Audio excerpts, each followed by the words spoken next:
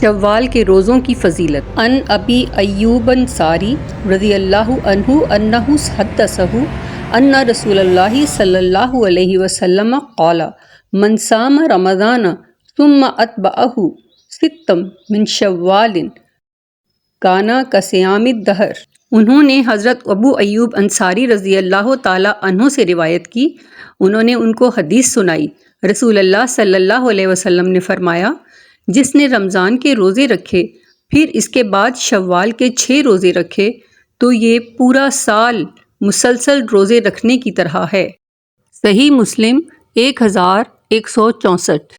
شوال کے 6 روزے عید کے بعد فوراً ہی رکھنے ضروری نہیں ہیں، بلکہ عید کے ایک دن بعد یا چند دنوں کے بعد بھی اسے رکھا جا سکتا ہے، اور شوال کے مہینے میں کبھی بھی مسلسل یا ناغہ کر کے جس طرح بھی سہولت ہو رکھ سکتے ہیں، اس معاملے میں وسعت ہے۔